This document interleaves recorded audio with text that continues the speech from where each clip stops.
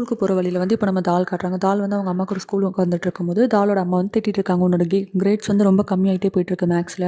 நீ வந்து ஜுவானோட ஒப்பாட்டிருந்து வந்து நோட்ஸ் வாங்கணும்னு சொன்னி வாங்கினியா இல்லைன்னு கேட்குறப்போ, இல்லைம்மா வாங்கலை, இனிமேல் தான் வாங்கணும்னு சொல்கிறப்ப, நீ இவ்வளோ ஷையாக இருக்க, இதை கேட்கறது கூட பேசாமல் நானே வந்து இது சாப்பிட கூப்பிட்றேன், சாப்பிட கூப்பிட்டு நோட்ஸ் வாங்கி தரேன் உனக்கு அப்படி சொல்லிட்டு அவங்க அம்மா சொல்கிறாங்க. தால் வேணான்னு சொல்ல அவங்க அம்மா பரவாயில்ல கூப்பிட்றேன்றாங்க. அப்புறமேட்டுக்கா ஜுவான், அதுக்கப்புறமேட்டுக்கா ஹேஜூன், சன்ஹா 3 பேரும் இன்வைட் பண்ணியிருப்பாங்களா அவங்க அம்மா ஒரு பெரிய ரெஸ்டாரண்ட்டுக்கு. அப்புறம் எல்லோரும் ஒன்றா உட்காந்து ரெஸ்டாரண்ட்டில் சாப்பிட்றதுக்கு வராங்க. க்ரீட் பண்ணிட்டு சரி ஓகே ஃபுட் ஆர்டர் பண்ணலான்னு சொல்கிறப்போ, நம்ம தால் தான் வந்து ஆர்டர் பண்ண பார்ப்பாங்க. அப்போ வந்து 4 பர்சன் செட் ஆர்டர் பண்ணுறேன்னு சொல்கிறப்போ அவங்க அம்மா திட்டுவாங்க. 2 பசங்க இருக்காங்க, அப்புறம் எப்படி 4 பர்சன் செட் ஆர்டர் பண்ண முடியும், 6 பர்சன் செட் ஆர்டர் பண்ண அப்படி சொல்லிட்டு. அப்புறம் இவங்க அப்பயே கொஞ்சம் நர்வஸ் ஆகிடுவாங்க அவங்க அம்மா முன்னாடி. அதுக்கப்புறம் சரி நீங்களே ஆர்டர் பண்ணுங்கன்னு சொல்லிட்டு ஜுவான்ட்ட கொடுக்கும்போது, ஜுவான் வந்து நான் அந்த மாதிரி இடத்துக்குலாம் வந்ததே இல்லை, நீயே ஆர்டர் பண்ணுன்னு சொல்கிறப்போ, அவங்க அம்மாவே கடைசியில் அதெல்லாம் பிடுங்கி நானே ஆர்டர் பண்ணுறேன்னு சொல்லிட்டு அவங்களே கொஞ்சம் ஆர்டர் பண்ணுவாங்க. அதுக்கப்புறம் இந்த மாதிரி திட்டிட்டு இருப்பாங்க, பாரு என் பொண்ணுக்கு வந்து ஃபுட்டு கூட ஆர்டர் பண்ண தெரியல, இவெல்லாம் எப்படி லாயர் ஆக போகிறாளோ தெரியல அப்படின்ற மாதிரி. இவங்களுக்கும் ரொம்ப ஆக்வர்டாக தான் இருக்கும், ஜுவானுக்கு, சன்ஹாக்கு, ஹேஜுனுக்கு என்ன சொல்கிறதுன்னு தெரியாமல். இங்கே ஆனால் தால் வந்து ரொம்ப அப்செட் ஆயிடுவாங்க, அவங்க ஃபேஸ் பார்த்தாலே தெரியும். அப்புறம் திரும்பியும் வந்து எல்லோரும் சாப்பிட்டுட்டு இருக்கும்போது இவங்க பாட்டுக்கு கம்மியாக பேசிகிட்டே இருப்பாங்களா. நம்ம தால் பார்த்து தாலோட அம்மா வந்து சொல்லுவாங்க, அவள் பாவம் மேக்ஸில் கூட ரொம்ப கம்மி மார்க் எடுக்கிறா, எப்படி தான் பாஸ் ஆக போகிறான்னு தெரியல அப்படின்னும் போது, சன்ஹா சொல்கிறார் அதெல்லாம் ஒன்றும் பெரிய கஷ்டம் இல்லை, கொஞ்சம் ப்ராக்டிஸ் பண்ணால் போதும் அப்படின்னும் போது, அதெல்லாம் ஒன்றுமே நல்லா படிக்கிற பையனுக்கு தான்ப்பா, என் பொண்ணெல்லாம் ரொம்ப கஷ்டப்படும், அவளுக்கு இதெல்லாம் ஒன்றுமே வராது அப்படின்னு ரொம்ப மட்டம் தட்டி பேசுவாங்களா. நம்ம தாலுக்கு ரொம்ப அப்செட் ஆயிரும். அப்போ கையில் வச்சு அந்த நைஃபை கீழே போட்டுருவாங்க. அப்புறம் ரொம்ப நர்வஸாக இருப்பாங்களா, வெளியே போய் நிற்பாங்க.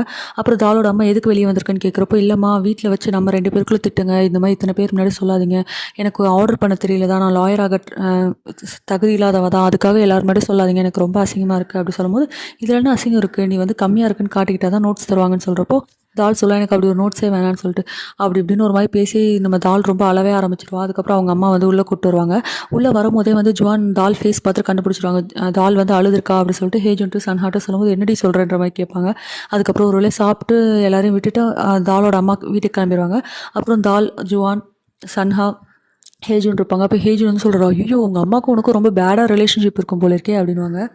அப்புறம் எல்லாரும் ஒன்றா சேர்ந்து பீச்சுக்கு போவாங்க. பீச்சில் உட்காந்து விளையாடிட்டு இருக்கும்போது நம்ம ஹேஜுனும் ஜுவானும் போயிட்டு பீச்சில் விளையாடிட்டு இருப்பாங்க. சன்ஹாவும் தாலும் வந்து சாண்டில் உட்காந்துட்டு இருப்பாங்க. அப்போ வந்து சன்ஹா சொல்லுவார், நோட்ஸ் கொடுப்பாரு. ஒன்று இந்த தால் வந்து தேங்க்யூ சொல்லிட்டு, அப்புறமேட்டுக்கா தால் சொல்லுவாங்க, இல்லை அம்மா வந்து நீங்களாம் இருந்த உடனே தான் சும்மா திட்டினாங்க, நார்மலாக நாங்கள் 2 பேர் இருக்கும்போது இந்த மாதிரிலாம் பேச மாட்டாங்க அம்மா அப்படி சொல்லும்போது, நம்ம சன்ஹா வந்து யோசிச்சுட்டு சரி விடு, உனக்கு ஒரு விஷயம் தெரியுமா, நீயும் ஜுவானும் எப்படி ஃப்ரெண்டானீங்கன்னு உனக்கு ஞாபகம் இருக்கான்னு கேட்குறப்போ, ஒருக்கா வந்து ஸ்கூலில் அந்த பொண்ணுங்க ரேகிங் பண்ணும்போது வந்து நான் ஹேஜுன்னு கூப்பிட போனேன், அப்போத்துல தான் ஃப்ரெண்ட் அப்படி சொல்லிட்டு நம்ம தால் சொல்லுவாங்க. அப்போ வந்து சன்ஹா சொல்லுவாங்க, இல்லை நீ வந்து உன் ஷூ காலில் இருந்து கலண்டு விழுந்தது கூட தெரியாமல் ஓடி போயிட்டு ஹேஜுனை கூப்பிட போனேன், இதை வந்து ஜுவான் என்கிட்ட சொன்னான், லாயர்ஸ் வந்து ஜஸ்ட் பேச நல்லா தெரிஞ்சால் மட்டும் போதாது, இந்த மாதிரி வந்து கொஞ்சம் சுற்றி இருக்க விஷயங்களை கவனித்து மற்றவங்களுக்கு ஹெல்ப் பண்ணுற இன்டென்ஷன் வேணும், உங்ககிட்ட அது இருக்குது, உங்கள் அம்மா சொன்னதும் ஃபுல்லாக வந்து ட்ரூ கிடையாது, ஸோ நீ ஒன்றும் அதை பற்றி வரி பண்ணிக்காதுன்னு சொல்லி சன்ஹா வந்து கொஞ்சம் கம்ஃபர்ட் பண்ணுவார்.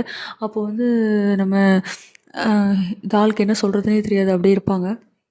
அப்போ அந்த ஹேஜூன்லாம் அங்கேருந்து தூரத்தில் வந்து சன்ஹாவையும் நம்ம தாலையும் பார்த்துட்டு, பார்த்தியா என்னை எப்போ பார்த்தாலும் லூசு லூசுன்னு சொல்லி வைங்க பாரு, சன்ஹாவும் தாலுக்கு சன்ஹாவை பிடிச்சிருக்கு போல அப்படின்னோடனே அவ்வளோதான் ஜுவான் செம கடுப்பாயிருவாங்க, உண்மையாக பைத்தியம் தான் போலன்னு சொல்லிட்டு கையில் இருந்த அந்த சீவீடு எடுத்து அவன் மேலேயே போட்டுருவாங்க. அதுக்கப்புறம் அந்த நேரம் பார்த்து வந்து நம்ம ஹேஜூனுக்கு வந்து அவங்க ஆன்ட்டிகிட்டேருந்து கால் வந்திருக்கும், இங்கே கூப்பிட்டு ஹாஸ்பிட்டல் வர சொல்லிட்டு. உடனே ஹேஜூனும் வேகமாக எங்கள் ஆன்ட்டி என்னை கூப்பிட்றாங்கன்னு சொல்லிட்டு ஹாஸ்பிட்டல் போயிடுவார். அப்போ பார்த்து வந்து நம்ம தாலுக்கும் வந்து அவங்க அம்மா டெக்ஸ்ட் பண்ணியிருப்பாங்க, இந்த மாதிரி வீட்டுக்கு எப்போ வரேன்னு சொல்லிட்டு. இவங்களும் பயந்துட்டு அவங்க அம்மா டெக்ஸ்ட் பண்ணியிருக்காங்கன்னு குடுகுடுன்னு ஓடிடுவாங்க. இப்போ சன்ஹாவும் ஜுவானும் மட்டும் தான் இருக்காங்க. இப்போ வந்து நம்ம ஹேஜுன் வந்து ஹாஸ்பிட்டலில் போய்ட்டு ஆன்ட்டி பார்க்கும்போது அந்த குழந்தைய பார்க்குறோம், எவ்வளோ அழகாக இருக்குது, நான் பார்த்துட்டு வந்தேன்ற மாதிரி பேசிகிட்டு இருக்கும்போது அங்கே வந்து ஒரு நர்ஸ் வருவாங்க. வந்துட்டு, ஓ இது உங்கள் சிஸ்டருடைய பையனா, அவங்கள மாதிரியே இருக்கான் அப்படின்னும் போது, என்ன சொல்கிறீங்க அப்படின்னு சொல்லிட்டு நம்ம ஹேஜுன் கேட்பாரு. அப்போ வந்து புரியாமல் பார்ப்பாரா. அப்போ அந்த நர்ஸ் சொல்லிடுவாங்க, அதான் நேற்று வந்தாங்களே உங்கள் சிஸ்டர், அவங்களோட பையன் தானே இவன், அப்படியே அவங்கள மாதிரியே இருக்கான் பாருங்களேன் அப்படின்னும் போது, அவ்வளோதான் நம்ம ஹேஜுனுக்கு ரொம்ப ஷாக் ஆயிரும். அப்புறம் அவங்க ஆன்ட்டிகிட்ட கேட்பான், இந்த மாதிரி அம்மா வந்தாங்களான்ற மாதிரி. அப்போ அவங்க ஆன்ட்டிலாம் சொல்லியிருப்பாங்க போல இருக்குது, இந்த மாதிரி வந்து ஜுவானோட அப்பாவை பார்த்து எல்லா மணியும் கொடுத்துட்டாங்க, கடன் எல்லாம் கொடுத்துட்டாங்க, ஸோ அதனால் நீ வந்து பணத்தை பற்றி நீ கவலைப்பட வேணாம் அப்படின்ற மாதிரி சொல்லியிருப்பாங்க போல இருக்குது. இதெல்லாம் அவர் யோசிச்சுட்டே வந்து ஜுவானோட அப்பா கடைக்கு வருவாங்க. ஜுவானோட அப்பா என்ன பண்ணுவார்னா, அவங்க ஃப்ரெண்டு இருக்கார்ல சன்ஹா அப்பா, அவர் கூட உட்காந்து பேசிகிட்டு இருப்பாங்க. இந்த மாதிரி ஜுவானோட அம்மா ஜுவானோட அம்மான்ற பாருங்களேன், ஹேஜுனோட அம்மா வந்துட்டு இந்த மாதிரி இவ்வளோ பெரிய அமௌண்ட் கொடுத்துட்டு போயிருக்காங்க, எனக்கு இந்த அமௌண்ட் என்ன பண்ணுறேன்னு தெரில, ஹேஜுன்ட்டு காட்ட முடியாது, எப்படி அவங்க அம்மா வந்துட்டு பார்க்காம போகிறாங்கன்னு சொல்ல முடியும், ஹர்ட் ஆகும்ல அவனுக்கு, எனக்கு என்ன பண்ணுறதுனே புரியல. சன்ஹா அப்போ வந்து சரி விடு, அடுத்த வருஷம் வந்து காலேஜ் சேர்க்க யூஸ் ஆகும், ஆனால் நீ அவன்கிட்ட எப்படி சொல்ல முடியும், அவள் என்ன ஒரு அம்மாவாக இருக்கா, எந்த சுச்சுவேஷனாக இருந்தாலும் அவன் குழந்தை மூஞ்சி கூட பார்க்காம போகலான்ற மாதிரி திட்டிகிட்டு இருப்பாங்க. இதெல்லாம் வெளியே நின்று வந்து ஹேஜுனும் கேட்டுருவார். கேட்டுட்டு அவருக்கு ரொம்ப கஷ்டமாக போயிடும், வெளியே போய் பயங்கரமாக அழுவார். அப்புறமேட்டுக்கா நம்ம ஜுவானும், சன்ஹாவும் வந்து வீட்டுக்கு வந்துட்டுருக்காங்க. நைட்டு தனியா பேசிக்கிட்டே இந்த மாரி ஜுவான் வந்து சொல்லிட்டுருக்காங்க. தாலோட அம்மா ஏன் இப்படி பண்றாங்கன்னு தெரியல. தால் எவ்வளோ பாவம் பாத்தியா? அப்படின்ற மாரிலாம் பேசிட்டு வந்துட்டுருக்காங்க. சன்ஹாவும் லிசன் பண்ணிட்டே வந்துட்டுருக்காரு. அப்போ வந்து ஹேஜுன் பத்தி பேசுறாங்க. ஹேஜுன் சரியான லூசு. தாலுக்கு உன்ன புடிச்சிருக்குன்னு சொல்லிட்டு இருக்கான். அவன் இதில வேற அவன் ரொம்ப ஷார்ப்பா இருக்குன்னு வேற என்ட்ட சொல்றான்னு சொல்லி பேசிட்டே வந்துட்டுருப்பாங்களா. அப்போ அது ஒரு பிரிட்ஜ் மேல தான் நடந்து வந்துட்டுருப்பாங்க. உடனே அந்த பிரிட்ஜ் மேல அந்த சைடுல இருக்கும்ல, அது மேல ஏறி வந்து நம்ம ஜுவான் நடப்பாங்களா. அப்போ சன்ஹா இல்லடி சேஃப் இல்லன்னு சொல்றப்போ, இல்ல இல்ல நான் இதில தான் நடப்பேன்னு சொல்லுவாங்க. அப்போ சரி என் கைய புடிச்சுக்கோன்னு சொல்லிட்டு, நான் என்ன குழந்தையான்னு சொல்லிட்டு அவங்க கேட்பாங்க. இருந்தாலும் கைய புடிச்சுட்டு நடந்து வந்துட்டுருப்பாங்க. அப்படி நடந்து வந்துட்டே இருக்கும்போது கால் ஸ்லிப் ஆகி வந்து நம்ம ஜுவான் வந்து சன்ஹா மேலேயே விழுந்துருவாங்க.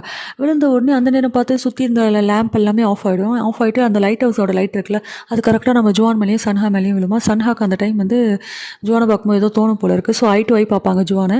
இதோட இன்றைக்கி எபிசோட் முடிஞ்சிருச்சு. உங்களுக்குலாம் பிடிச்சிருந்தா லைக் பண்ணிக்கோங்க, ஷேர் பண்ணிக்கோங்க, சப்ஸ்கிரைப் பண்ணிக்கோங்க. Thank you, tata.